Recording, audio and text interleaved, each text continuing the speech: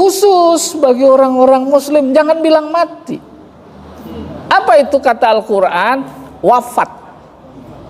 Apa artinya wafat? Disempurnakan. Kita ini, kata seorang sufi, ibarat anak ayam masih dalam telur. Udah kebayang itu? Bisa jadi ayam dewasa kalau nggak pernah netes. Bisa apa enggak? Siapa mau lama-lama hidup di dalam telur? Busuk apa enggak? Maka menetas itu adalah kematian. Proses disempurnakan menjadi ayam dewasa, lalu menelur lagi. Kayak begitu kehidupan akhirat, disempurnakan. Maka ayatnya memang bunyinya begitu. Wa innama tuwaffawna tuwafat ujurakum yaumal qiyamah faman zuhziha 'anil nar wa udkhilal jannah faqad faz. Itu ayat kullu nafsin zaiqatul maut. Jadi demikian beda. Jangan ada orang mati. Enggak. Wafat. Nih, Pak Wawan jangan mati, wafat aja. Allahu a'lam bishawab.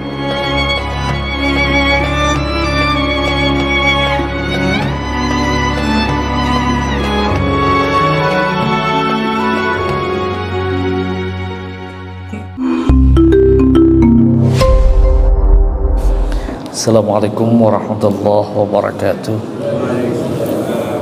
Bismillahirrahmanirrahim.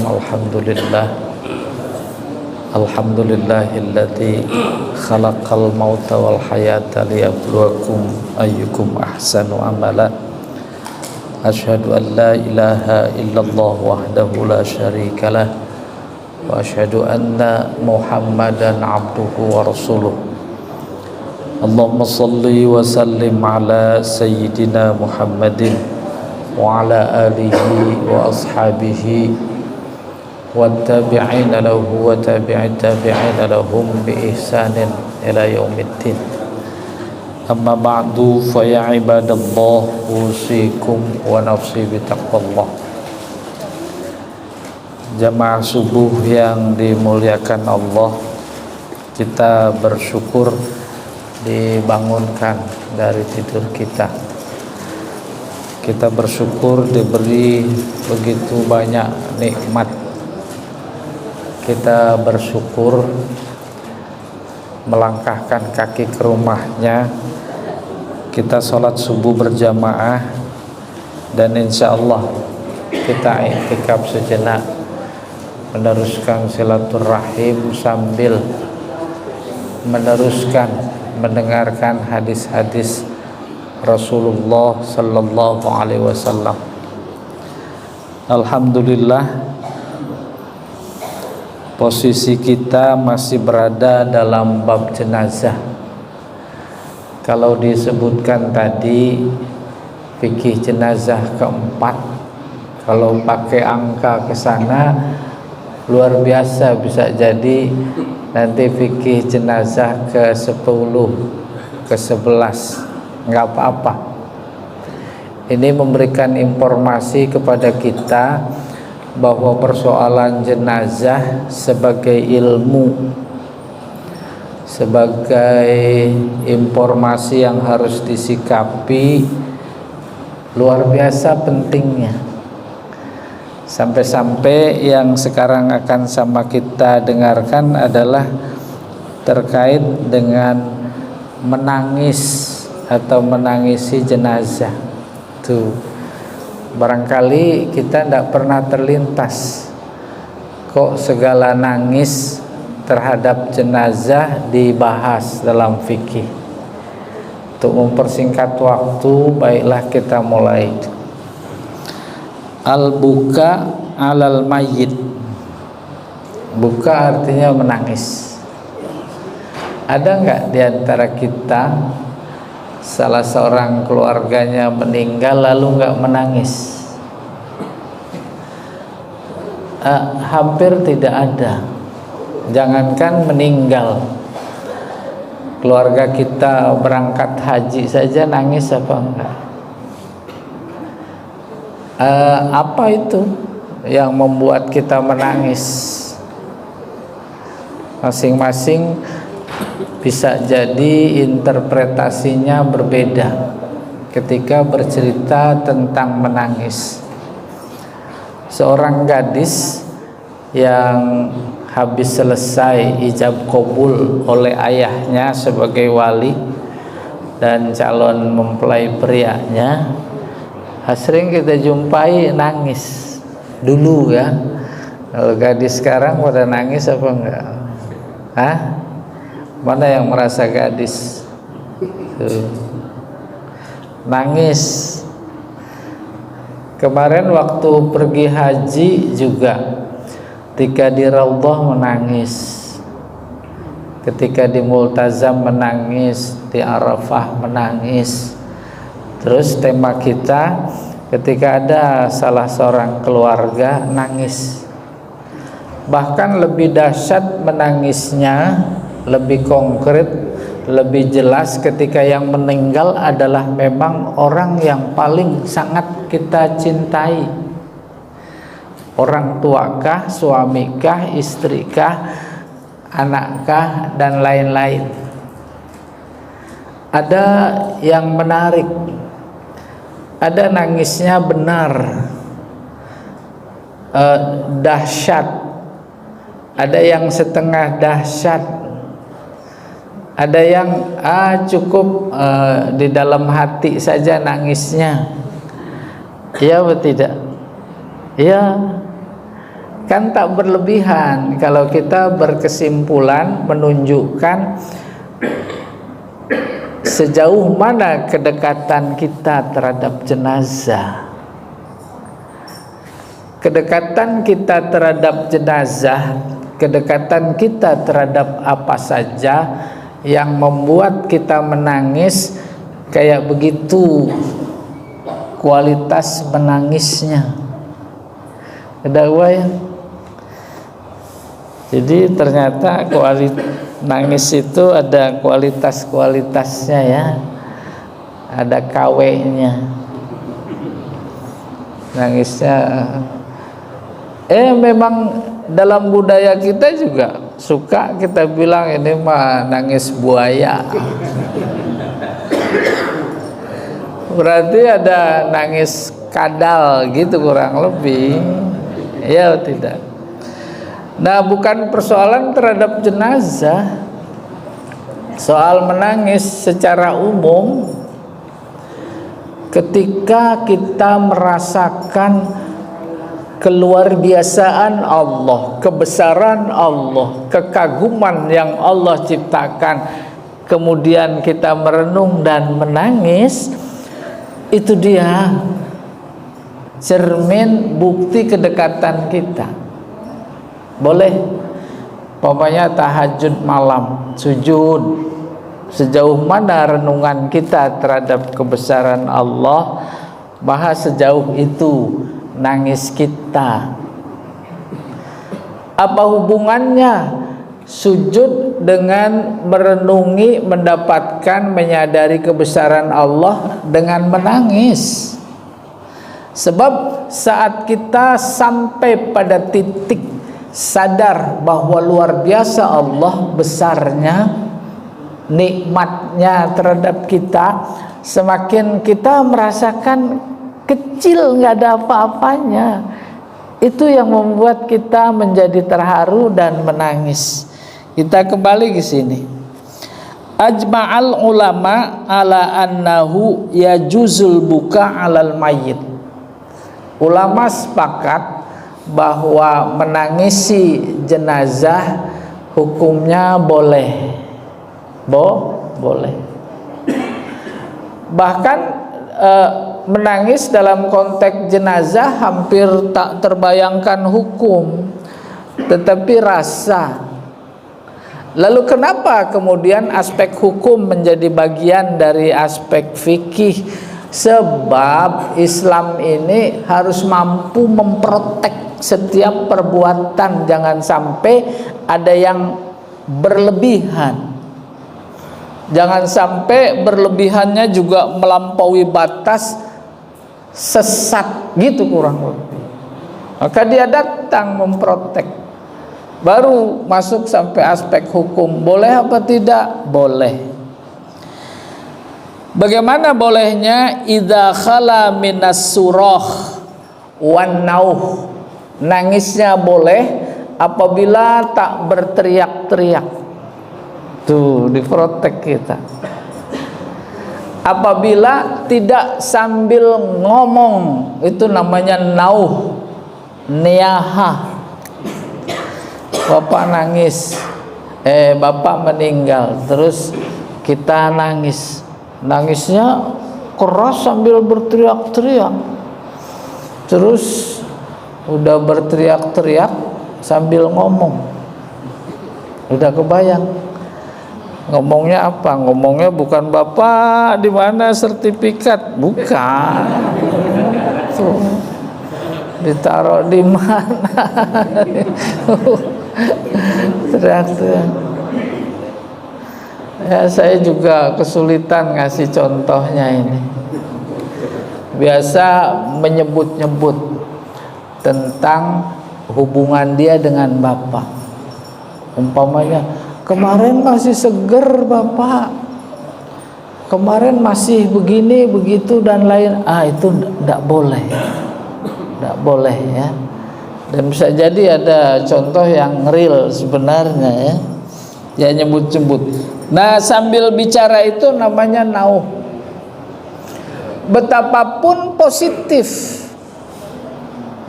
saya ya bapak saya belum sempat berbakti, sudah meninggal, gitu kurang lebih kalau diterusin. Oke, fafi as-sahih, dalam sebuah hadis yang sahih, anna Rasulullah sallallahu alaihi wasallam qala. Rasulullah bersabda, innallaha la yu'adzibu bidam'il ain wala bihuznil qalbi walakin yu'adzibu bihadza aw yarhamu wa asyara ila lisanihi. Tuh, nangis ada hubungannya dengan azab kepada si jenazah.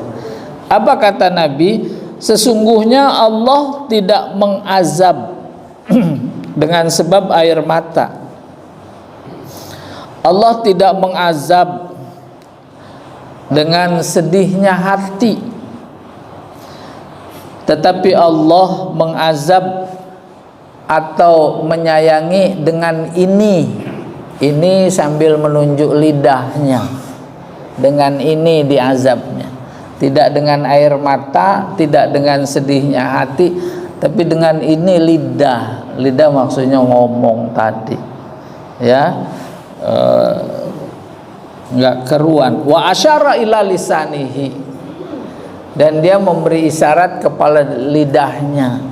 Jangan nangis sedih biasa. Nabi juga ketika putranya Ibrahim meninggal, dia menangis. Dia menangis. Oke. Wa baka limautib, ini dia. Rasulullah menangis karena kematian putranya Ibrahim. Wa qala innal aina tadma. Lalu dia berkata, ain itu mata bercucuran, wal qalba yahzan, hati sedih, wala naqulu illa ma yarda rabbuna, dan kami tidak, Rasulullah maksudnya, kami tidak berkata kecuali yang diridhoi oleh Tuhan kami. Udah, kita mendapat bayangan, kita mendapat gambaran.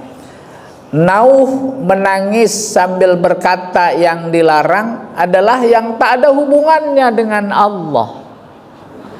Bagaimana itu memahami tidak ada hubungannya dengan Allah? Boleh berkata-kata, tapi dengan catatan kata-kata yang diridhai oleh Allah. Udah kebayang? Ya Allah, aku ikhlas Tuh, diridai Allah. Ya Allah, dia memang milikmu ya Allah. Terimalah dengan segala kekurangannya ya Allah. Bahkan sempurnakan ya Allah. Kan doa itu. Itu dia yang dimaksud. Kami tidak berkata saat menangis kecuali yang diridhoi oleh Allah. Yang diridhoi oleh Allah ya nggak ada yang lain kecuali doa.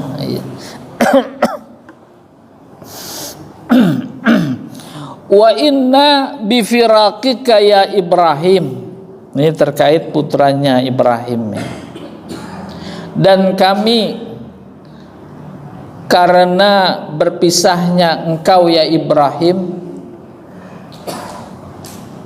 lamahzunun, sungguh kami sedih.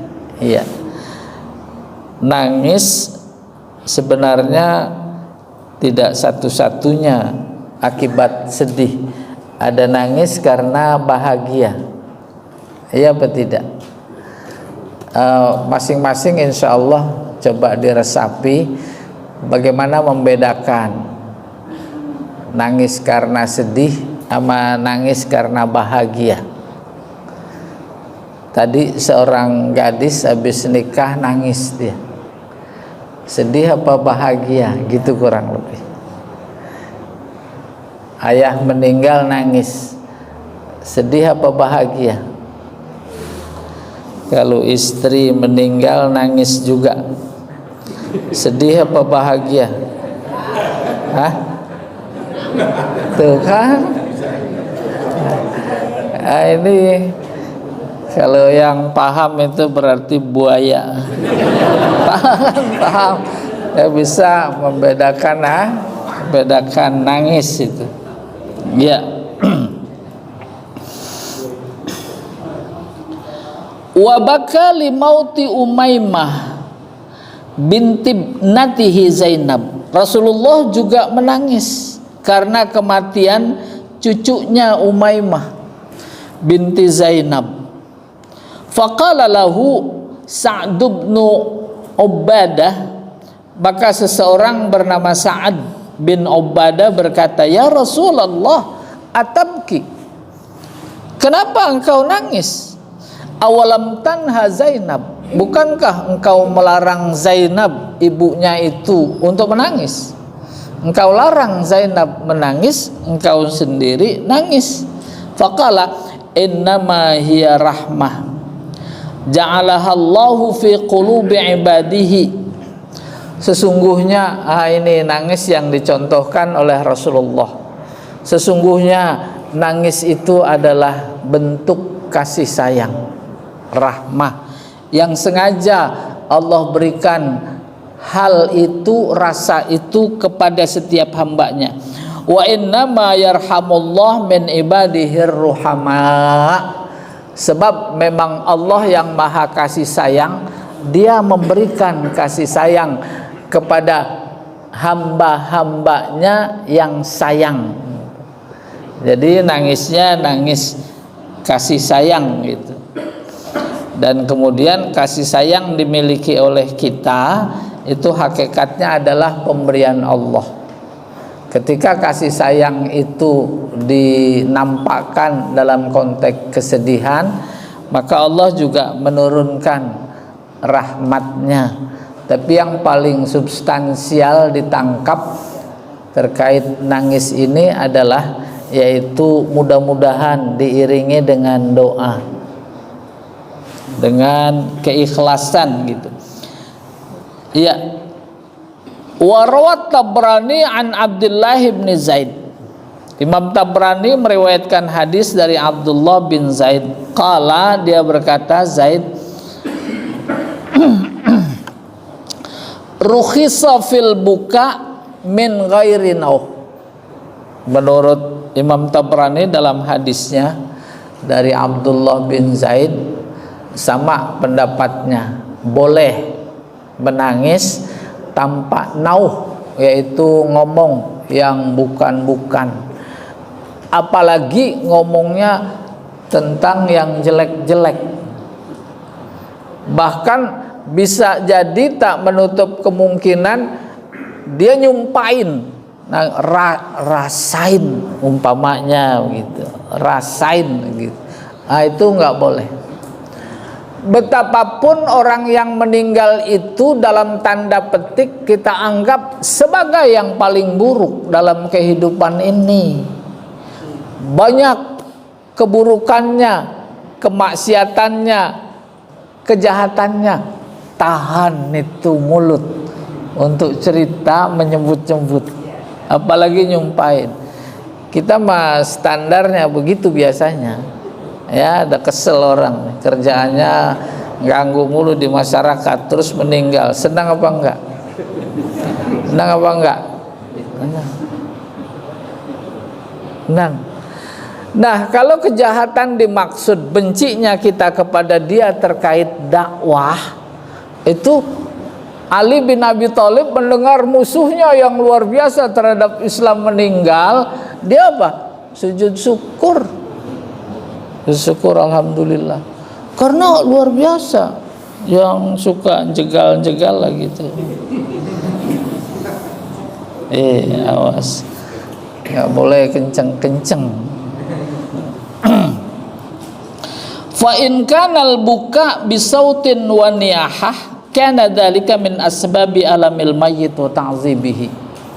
Kalau saja nangisnya sambil bicara yang dilarang kategorinya niyahah, maka yang demikian itu membuat azab bagi si jenazah, tambah pedih.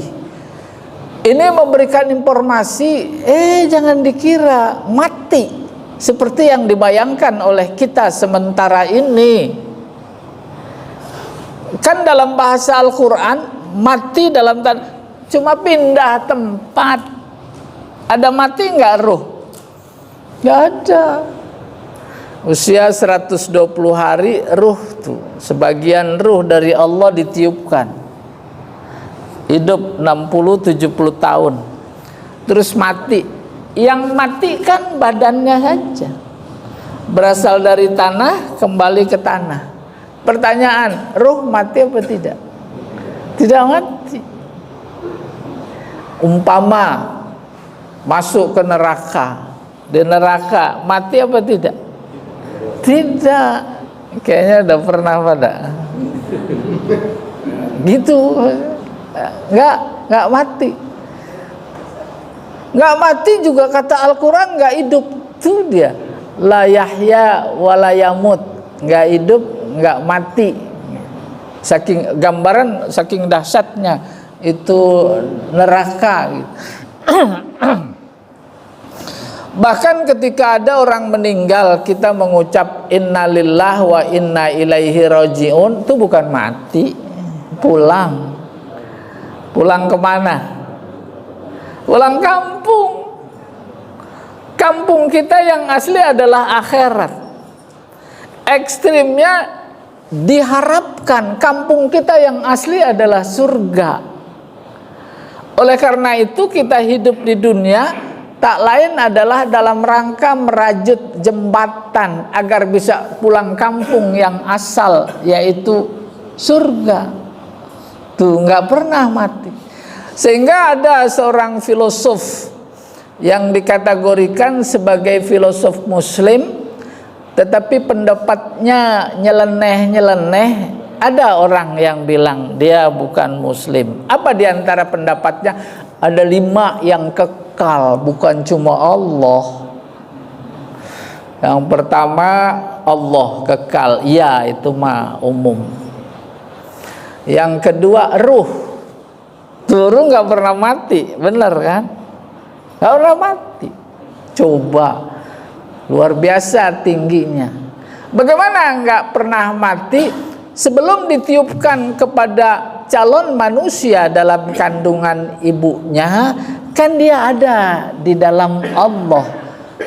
Gitu kurang lebih. Maka redaksi Allah menginformasikan fanafakhtu fihi min ruhi, maka aku tiupkan kepadanya si janin min, sebagian dari ruhku, ditiup tuh sebagian. Oke, atas dasar itu maka dalam pandangan sufi manusia bisa menyatu dengan Allah. Kalau dalam cerita anak kambing di dalam perutnya, ada nggak cerita Allah meniupkan ruhnya? Nggak ada, nggak punya ruh dia. Apalagi pohon pisang, ada cerita Allah niupkan ruhnya ke pohon pisang? Nggak ada. Oleh karena itu ruh hanya pada manusia. Loh, bagaimana itu kambing? Dia tidak bersama ruh, tapi bersama hidup. Paham? Oleh karena itu unsur manusia itu ada 3. Pertama jasmani nih, asalnya dari tanah, lewat sperma dan lain-lain, bersama indung telur, jasmani. Yang kedua hidup. Udah kebayang? Apa sih hidup? Hidup kan indikatornya gerak. Ada gerak itu hidup. Apalagi mulanya nutfah, sperma, kemudian alaqah, itu berubah gerak. Kemudian mudghah, kemudian izam, fakasaunal izama lahma. Jadi manusia usia 120 hari ditiupkan ruh. 3. Adapun kambing jangan coba-coba bilang ada ruhnya. Kalau ada ruhnya berarti ruh siapa selain ruh Allah? Tidak ada. Lalu kemudian disembelih, kan bertentangan dengan syariat. Ada ruhku, masa aku perintahkan sembelih? Tapi pada makhluk Allah yang ada ruhnya, haram dibunuh. Haram. Maka bunuh satu aja sama dengan bunuh semua orang. Gitu kurang lebih. Kita kembali ke sini. Innal mayyit la yu'adzab bi buka'il hayy. Tuh, Rasulullah bersabda, sesungguhnya mayit itu diazab dengan sebab menangisnya yang hidup. Yang hidup nangisi. Coba, nangis dimaksud tadi itu nangis yang nggak boleh, yaitu istilahnya bukan buka tapi niyahah. Niyahah. Kalau nangisnya doa, insya Allah lurus-lurus saja itu, nggak terlalu meraung-raung. Kenapa sih kemudian ada hadis-hadis Nabi terkait menangisi jenazah? Karena awal-awal Islam kan masih ada sisa-sisa budaya jahiliyah. Jahiliyah gitu. Kalau ada keluarganya yang meninggal, pada lomba nangis gitu seolah-olah. Nangisnya juga melampaui batas. Lalu Islam lihat, jangan sampai begini nanti. Maka dijumpai hadis-hadis Nabi yang memberikan petunjuk terkait dengan menangisi jenazah. Kita teruskan. Wa an Abi Musa qala, dari seseorang bernama Abu Musa, sahabat ya, sahabat Nabi. Qala, dia berkata, lamma usiba Umar ja'ala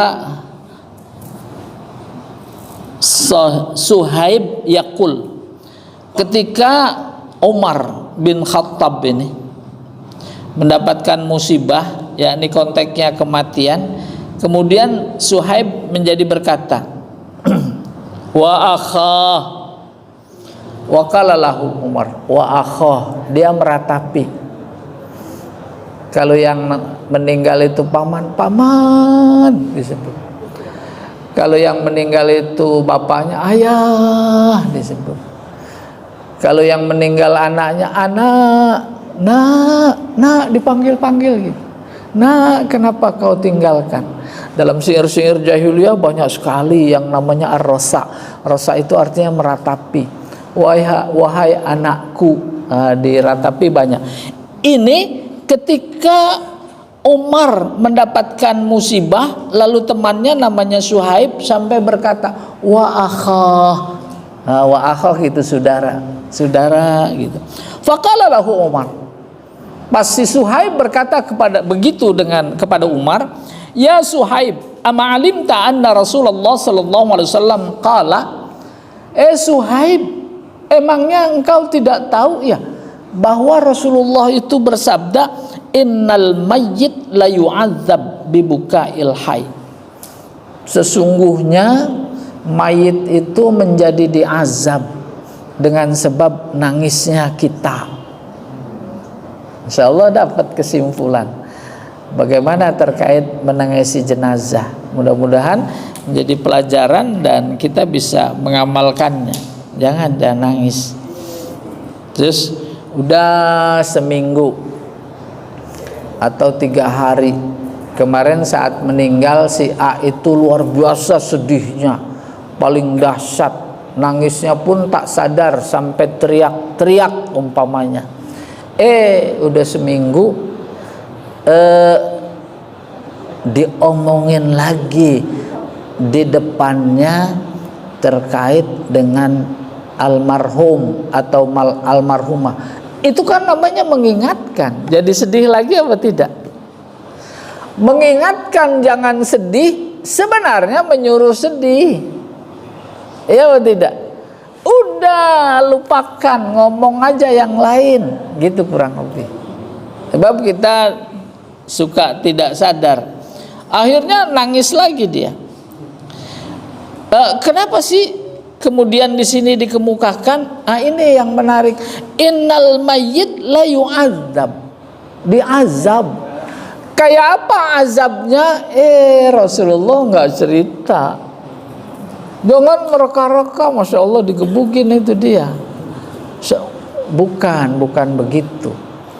Pikiran kita tidak diseret untuk ke sana yang ada di kuburan, tidak. Tetapi pikiran kita dengan hadis ini kembali kepada kita. Oh iya, kayak begini Rasulullah mengingatkan kita terkait menangisi jenazah.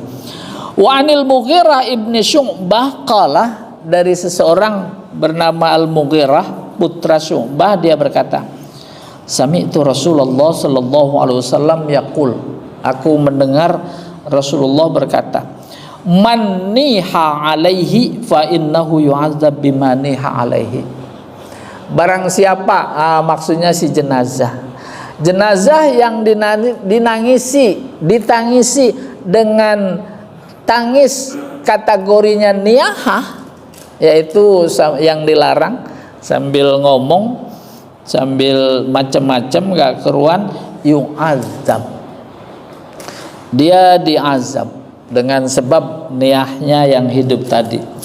Rawahadil hadis al-Bukhari wa Muslim, diriwayatkan oleh Imam Bukhari dan Muslim. Wa ma'nal hadis annal mayyit yata'allam wa yasu'uhu nauhu ahlihi alaihi. Makna hadis yang informasi atau pelajaran yang ada dalam hadis tadi, bahwa jenazah itu yata'allam merasa pedih, ya, tersiksa, wa yasu, dan merasa buruk dengan tangisan keluarganya. Fa innahu yasma'u buka'ahum, dan sesungguhnya dia mendengar nangis mereka. Kita dengar dia. Udah kebayang itu di kuburan pada dengar. Bayang apa enggak? Nabi dan sahabat memakamkan beberapa orang yang gugur di medan perang, baik yang kalangan kaum muslimin dan orang-orang kafir, kubur. Selesai dikubur, Nabi bertanya kepada mereka yang sudah dimakamkan, disebut satu-satu, hai fulan, hai fulan, hai fulan. Apakah kalian sudah mendapatkan apa yang Tuhan kalian janjikan? Tuh ngomong lah. Sahabat kaget yang sama-sama memakamkan. Ya Rasulullah, apakah engkau bicara sama orang yang sudah mati? Apa jawab Rasulullah? Antum lastum bi asma'a minhum, ghaira annakum la tash'urun.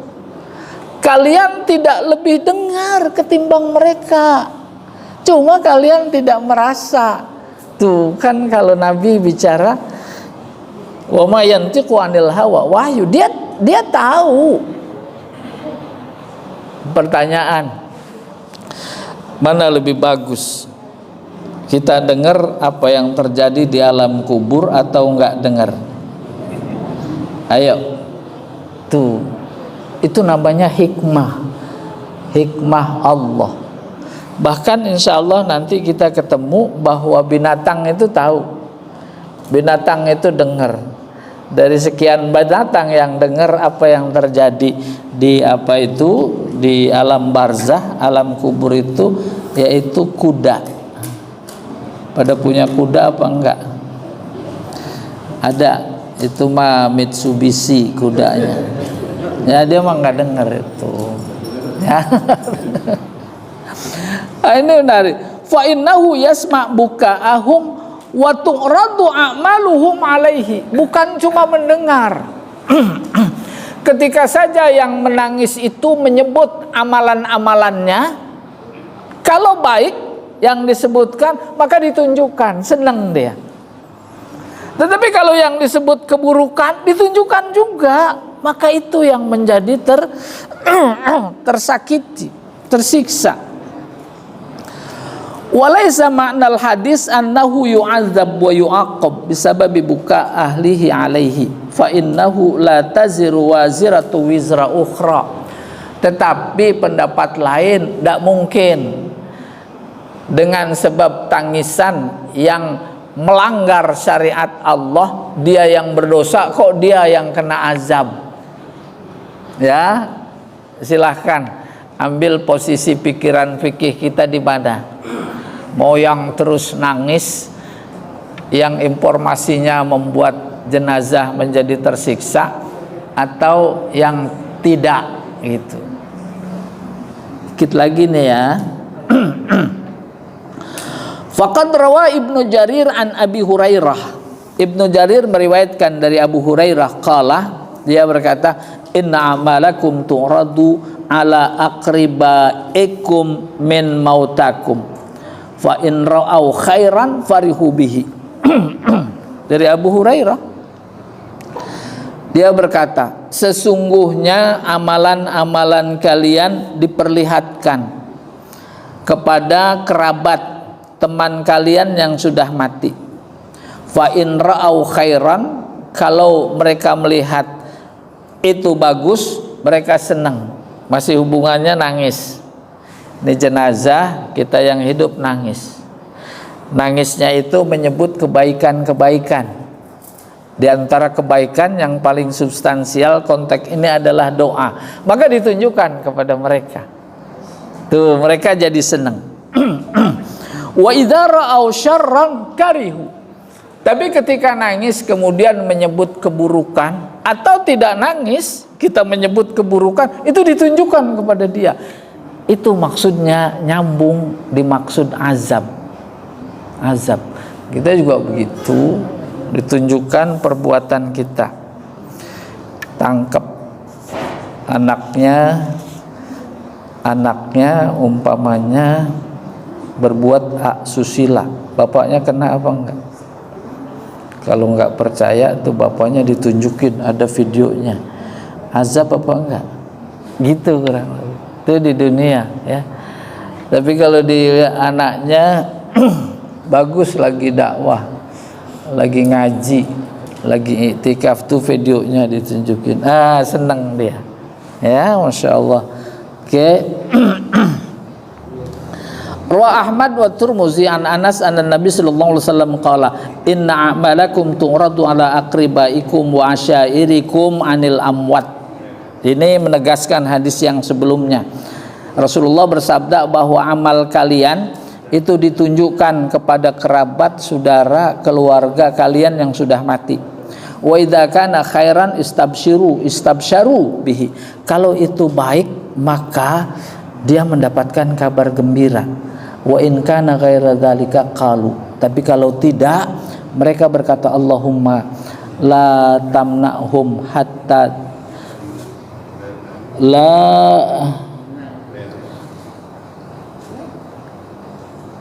la tumithum hatta hatta tahdiyahum kama hadaitana.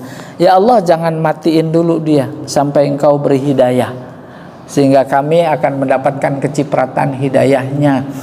Satu terakhir, ada di antara bagian ajaran tentang silaturahim, bukan antar kita sesama yang hidup saja. Ketika ayah kita sudah meninggal, hadisnya bilang sambung silaturahim kepada teman-teman dekatnya. Amalan itu juga ditunjukkan oleh Allah. Tuh, lihat anakmu lagi silaturahim kepada teman dekatmu dulu. Kan luar biasa. Ya, jamaah subuh yang dimuliakan Allah, itu yang bisa sama kita dengarkan pada pagi hari ini. Mudah-mudahan kita mendapat pelajaran yang berharga. Ada sisa waktu, ada yang mau nambahkan, mau tanya, boleh. Ada yang mau nangis. Nah, Assalamualaikum warahmatullahi wabarakatuh.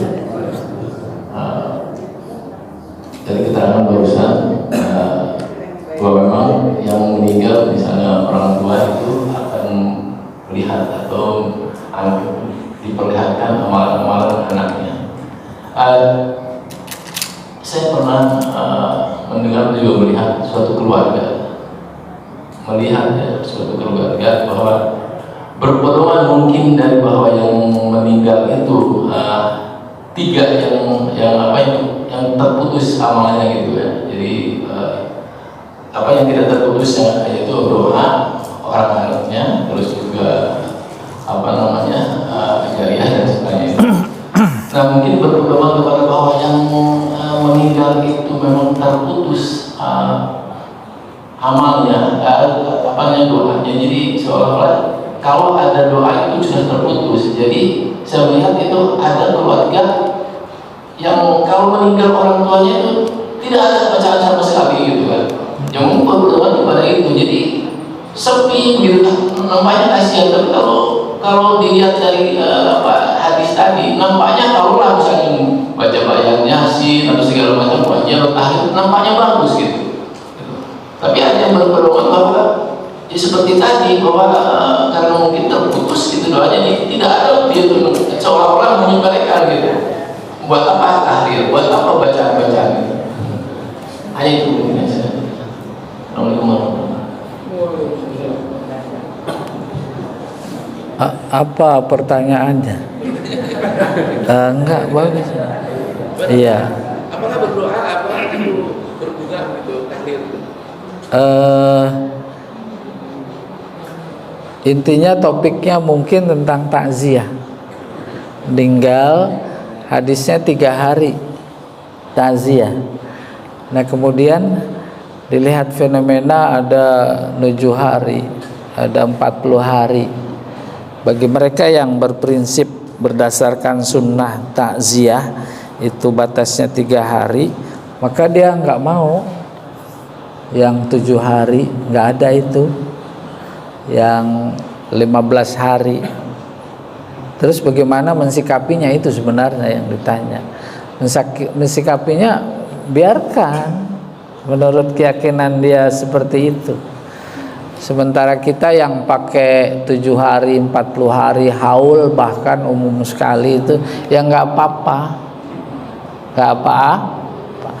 Cuma secara filosofis mengatasinya, jangan dilihat bilangan harinya, yang dilihat isinya. Tuh gitu. Isinya kalimat thayyibah, ayat Al-Qur'an. Terus ditutup dengan doa. Doa itu memang hadis yang tadi Pak Anwar sebutkan. Idza mata ibnu Adam in qata'a amaluhu illa min salas. Tuh. Sedekah jariyah, ilmun yuntafa'u bihi, waladun soleh. Walad ini bukan cuma anak kandung saja, anak ponakan, terus semua. Kita anak Adam apa bukan ini? Ada. Maka dalam tawasulnya itu doa kita kirimkan, bukan kita kirim doa dalam artian fisik. Kita doakan orang-orang sejak zaman Nabi Adam. Ya tidak. Sampai ya itu dia waladun soleh yad'ulah. Walad laki-laki, gimana kalau anak perempuan? Nah, itu bahasa menjelaskan walad itu laki dan perempuan. Kecuali kalau ibnun itu laki-laki. Kalau bintun itu perempuan. Nah, ini grup bahasa Arabnya udah nggak ada.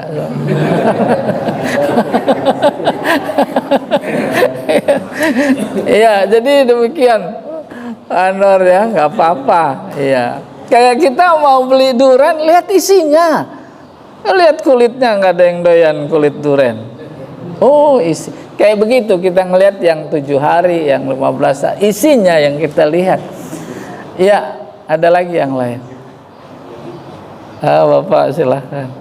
Assalamualaikum warahmatullahi wabarakatuh. Wassalamualaikum warahmatullahi. Begini Pak Ustaz, kalau definisi kematian menurut medis itu adalah tidak berfungsinya organ vital, diantaranya otak atau jantung atau paru-paru, diantaranya itu. Dan sebetulnya masih ada sub-subnya. Nah, kalau Islam sendiri itu mendefinisikan kematian bagaimana? Terima kasih. Sudah. No, saya belum pernah mati.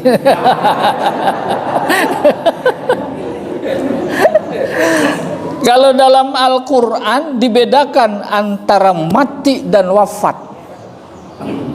Kalau mati berpisahnya kehidupan dari makhluk yang hidup, maka pohon pisang mati, kucing mati ketika berpisah kehidupan. Tapi bagi orang manusia bukan cuma sekedar berpisah dari kehidupan. Islam menggiring pengertian mati khusus bagi orang-orang muslim. Jangan bilang mati. Apa itu kata Al-Quran? Wafat.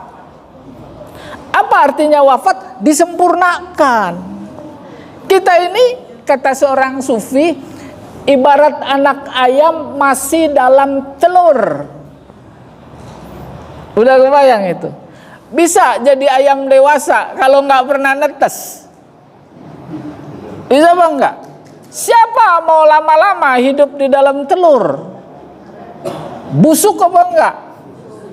Maka menetas itu adalah kematian. Proses disempurnakan menjadi ayam dewasa, lalu menelur lagi. Kayak begitu kehidupan akhirat. Disempurnakan. Maka ayatnya memang bunyinya begitu.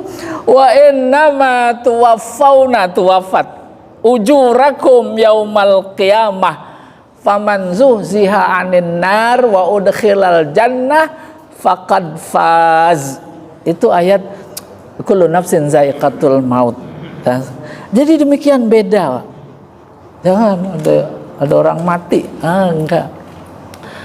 Wafat nih. Pak Wawan jangan mati, wafat aja.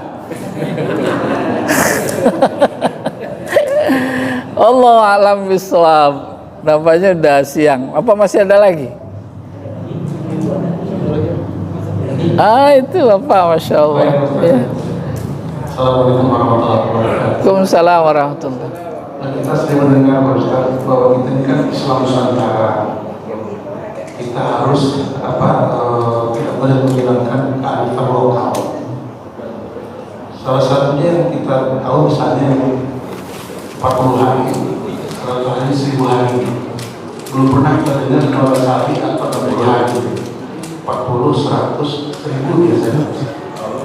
Pertanyaan posisi kita ini, kita membiarkan, membenarkan atau menyetujui Ustaz. Karena itu kan ada tanggung jawabnya di situ. Mohon penjelasan Ustaz. Ya, intinya tadi jangan lihat bilangan harinya, tapi lihat isinya. Ketika melihat isinya, idealnya jangan dibatasi oleh 3, 7, 15, 40, jangan. Apalagi yang meninggal itu orang tua kita, umpamanya ndak dibatasi doa hanya 3 hari. Terus habis itu udah. Setiap kali sholat doakan. Itu. Baru ketika yang 3 hari, 7 hari itu kan ada manfaat keagamaan secara sosial. Yang lain dipetik. Nabi hijrah dari Mekah ke Madinah. dilihat ada 2 hari tradisi budaya Madinah itu di mana mereka pesta-pesta, makan minum seenaknya. Nabi bertanya, ini acara apaan ini? Oh, ini tradisi kita di Madinah, ada 2 hari di mana kami makan-makan, kami hidup. Udah, sekarang Allah ganti dengan 2 hari yang lebih dahsyat dari itu. Apa itu? Idul Fitri, Idul Adha diganti. Jadi itu juga Idul Fitri, Idul Adha. Kalau dilihat bilangan 2-nya itu atas dasar tradisi jahiliyah, tapi diganti. Kita juga begitu. Kalau mereka 2 hari ada, 3 hari ada. Apalagi asumsi pikirannya, ruhnya masih ada di pohon asem belakang. Ada, kita nggak melihat itunya. Tapi kita isi berzikir, ya Allah. Ya udah ya. Ya, kesian Pak Imam gitu. Menyolatkan jenazah ya. Kita terakhirnya ketika terakhir kita menyaksikan jenazah itu masih di depan. Kita tanya kepada para makmum itu, apakah jenazah itu khair? Ya, dalam hal ini ketika kami ada pencerahan keluarga dari jenazah Pondok Indah, itu katanya budaya. Mohon penjelasan apakah Hadis Nabi, asyhidu ala hadhil janazah bi annaha min ahlil khair. Cakep tuh ujuk Nabi. Nabi nggak melihat orang ini baik atau buruk. Pokoknya semuanya kalau udah jenazah kita harus menggiring pikiran dia orang baik. Asyhidu, asyhidu, saksikanlah. Nggak usah keberatan. Walaupun dia orang tak baik, umpamanya kayak begitu ajaran Islam. Kita masih suka nggak nerima. Gimana banyak saudara-saudara kita, gimana saya menyaksikan dia sebagai orang baik? Saya nggak kenal, saya nggak tahu kayak apa sepak terjang hidupnya. Doakan yang baik, kan luar biasa. Jangkauan kasih sayang ajaran Islam itu melampaui pikiran kita yang sempit gitu kurang. Ya, jadi demikian. Wallahu a'lam bishawab. Bapak Ibu jamaah subuh yang dimuliakan Allah, alhamdulillah kita dihantarkan oleh Allah sampai jam ini, dan mudah-mudahan semuanya menambahkan kebaikan kepada kita sekalian sebagai bekal saat kita ketemu dengannya. Kita sudahi dulu dengan doa kafarat majlis. Subhanakallahumma wa bihamdika asyhadu an la ilaha illa anta astaghfiruka wa atubu ilaik. Assalamualaikum warahmatullahi wabarakatuh.